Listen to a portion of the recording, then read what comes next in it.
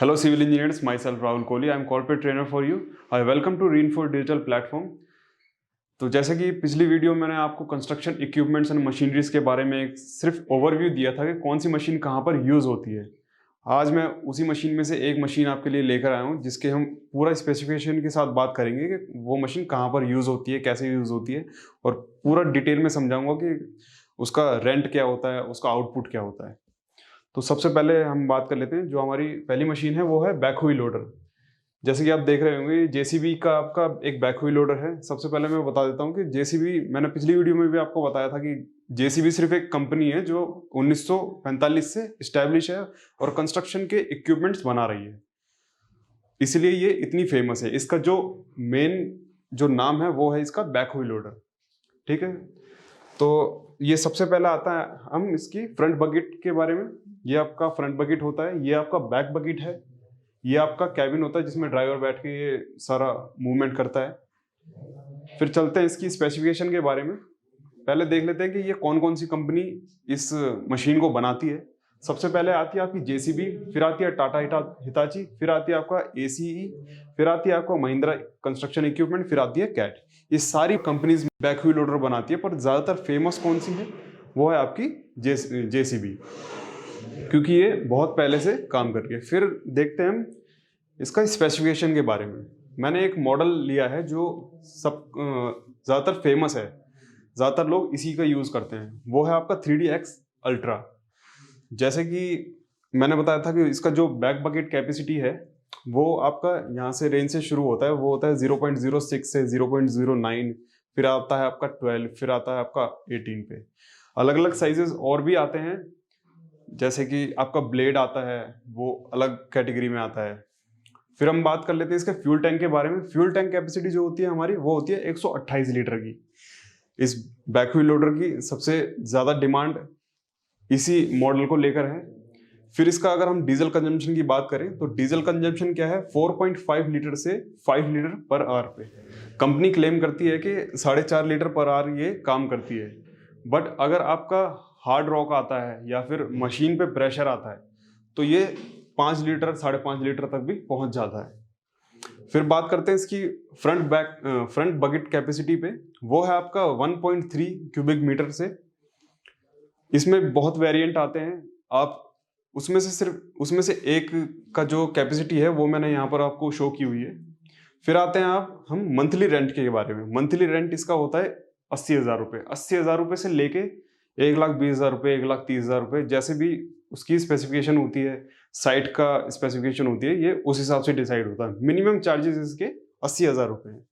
अगर आप Harley rent का बात करें तो 700 रुपये से इसका स्टार्टिंग शुरू होती है।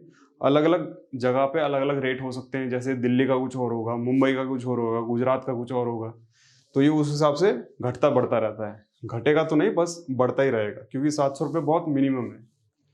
800 भी हो सकता है, 900 भी हो सकता है, 1000 भी हो सकता है, कहीं पे 2000 भी हो सकता है। फिर बात करते हैं इसका प्राइस के बारे में। मैंने एक मॉडल लिया है जो कि है 3DX सुपर इको एक्सेलेंस, जिसका स्टार्टिंग प्राइस जो है वो है 27,47,500 रुपये। ये इसका एक्स शोरूम प्राइस है, और अगर आप इसको खरीदने जाते हैं तो ये आप उसके डीलरशिप से बात करके इसको कम भी हो सकता है, ज़्यादा भी हो सकता है। ये एक ओवरव्यू है जो मैंने आपको रेट का बताया है। फिर बात करते हैं इसकी हाइट की। जो आपका एस्केवेशन का हाइट होगा, लेफ्ट राइट जो इसका मूवमेंट होता है, वो कितना कितना हो सकता है। अगर आप अर्थ सरफेस से बात करें तो ये कहाँ तक इसका एस्केवेट कर सकता है, तो ये अर्थ से जहाँ पर आपका फ्लोर लेवल होता है वहाँ से ये कम से कम 5.05 मीटर तक आपका एस्केवेट कर सकता है। अगर राइट लेफ्ट इसके बैक बकेट की बात करें तो इसका आपका 6 मीटर तक आपका राइट में और लेफ्ट में एस्केवेट कर सकता है। फिर इसकी फ्रंट बकेट की बात करें तो इसका फ्रंट बकेट आपका कितना ऊपर तक उठ सकता है, तो वो है आपका 3.64 मीटर तक आप इसको ऊपर उठा सकते हैं। फिर बात करते हैं इसके बैक व्हील लोडर अटैचमेंट की। अटैचमेंट मीन्स कि ये और कौन कौन से काम कर सकता है। जैसे कि एक मशीन बहुत से काम कर सकती है, एस्केवेशन भी कर सकती है और कॉम्पैक्शन भी कर सकती है, ड्रिल भी कर सकती है। तो सबसे पहले हम देखते हैं बकेट्स में। इसके वेरिएंट्स बकेट्स होते हैं। वेरिएंट्स बहुत सारे वेरिएंट आते हैं, जैसे कि आप इसका स्मॉल बकेट देख रहे हो, इसका लार्ज है, इसको ब्लेड कहते हैं। हम छोटी छोटी जगहों पर बड़ी चीज़ का यूज़ नहीं कर सकते, इस वजह से हम अलग अलग तरीके से बकेट्स आते हैं। जैसे ये छोटा बकेट है, ये बड़ा बकेट है। हम बड़ी जगह पे काम करने के लिए बड़ी बकेट का यूज़ करेंगे और छोटी जगह पर काम करने के लिए छोटी बकेट का यूज़ करेंगे। और जो आपका ये वाला जो ब्लेड सेक्शन में आता है, ये आता है आपका अर्थ को सरफेस करने के लिए, एकदम अलाइनमेंट करने के लिए। फिर चलते हैं नेक्स्ट। फिर आता है आपका जॉ बकेट। आप इस फोटो में देख रहे होंगे, आपको इजीली समझ आ गया होगा कि जो भी हम एस्केवेट करते हैं, जैसे हमको कोई पत्थर या फिर कुछ चीज़ एस्केवेट करते टाइम उठ नहीं पा रही है, तो हम इस जॉ बकेट का यूज़ करते हैं। ये ईजिली एक हैंड की तरह उस चीज़ को उठा लेती है और दूसरी जगह पर प्लेस करके रख देती है। फिर आते हैं रॉक ब्रेकर के बारे में। रॉक ब्रेकर आपका क्या काम करता है, जैसे हमारे कहीं पर भी एस्केवेशन करना होता है जहाँ पर हार्ड रॉक होता है, जैसे कि आपका नालियाँ बन रही होती है या फिर कोई केबल डालनी होती है, तो उसमें क्या है, हम रॉक ब्रेकर का यूज़ करते हैं। हम अगर बकेट से ये काम करवाएंगे तो वो ठीक से काम नहीं हो पाएगा, क्योंकि वो हार्ड सरफेस होता है। हार्ड सरफेस में हमको पहले थोड़ा सा उसको क्रश करना होता है, इस वजह से हम आपका रॉक ब्रेकर का यूज़ करते हैं। अगर रॉक ब्रेकर पूरा तरीके से काम करके फिर आपका एस्केवेट होता है। नेक्स्ट चलते हैं हम। ये आता है आपका कॉम्पैक्टर। कॉम्पैक्टर क्या होता है, आपका जो भी हमारा छोटा सरफेस होता है, उस छोटे सरफेस में काम करने के लिए हमारा कॉम्पैक्टर यूज़ होता है। बेसिकली होता क्या है, हम जो पीछे का इसका बैक बकेट होता है उसको निकाल कर ये कॉम्पैक्टर फिट कर देते हैं, और ये डंपिंग की मदद से जो ये डंप होता है वो कॉम्पैक्ट कर देता है। फिर चलते हैं नेक्स्ट आता है आपका पिच प्लानर। पिच प्लानर में क्या आता है, आपका जितना भी आपका साइड पर जो भी सरफेस होता है वो बहुत कम ऊबड़ खाबड़ होता है, टिल्ट होता है, कहीं से ज़्यादा डीप होता है, कहीं से ज़्यादा उठा हुआ होता है। तो ये मशीन क्या करती है, उसका बैक बकेट हटाकर, ये पिच प्लानर नाम की एक मशीन होती है, इसको आप उस सरफेस पे चलाते हैं तो वो सरफेस एकदम कटिंग फिलिंग होके स्मूथ होता जाता है। फिर चलते हैं नेक्स्ट। फिर आता है आपका अर्थ ड्रिल। अर्थ ड्रिल में क्या होता है, अर्थ ड्रिल में जैसे आपके छोटे छोटे इलेक्ट्रिक पोल होते हैं और जो आपके टावर्स होते हैं, उनको ज़मीन से उठाने के लिए कम से कम उसको ड्रिल करवाना होता है 3 मीटर का, 4 मीटर का, 2 मीटर का, 5 मीटर का। तो उसके लिए आपका अर्थ ड्रिल काम में आता है। ये आपका वही सेम चीज़ है, पीछे का जो बैक बकेट होता है उसको हटाकर ये एंगुलर लगाया जाता है और एस्केवेट करके उस मिट्टी को बाहर निकाल लिया जाता है।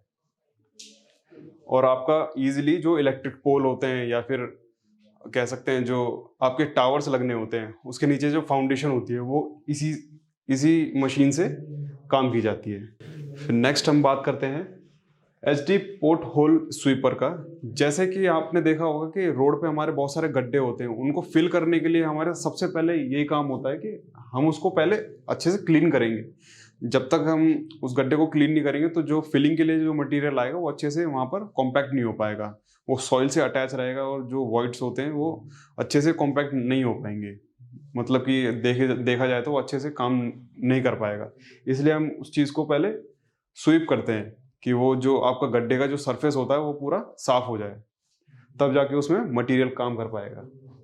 फिर आते हैं आपका स्वीपर कलेक्टर में। स्वीपर कलेक्टर क्या होता है, जब आपका रोड फिनिश हो जाता है उसमें जितना भी कूड़ा करकट होता है, जितना भी आपका एक्स्ट्रा जितना भी आइटम्स होता है, उन सब चीज़ों को वो हटा देता है। तो ये थी इसकी अटैचमेंट्स। तो जैसे कि आप लोगों ने देखा ही होगा कि आज के वीडियो में आप लोगों ने देखा कि बैक व्हील लोडर के जितने भी अटैचमेंट होते हैं वो किस तरीके से काम करते हैं, उसका आउटपुट क्या होता है, उसका फ्यूल डीजल कंजम्पशन क्या होता है।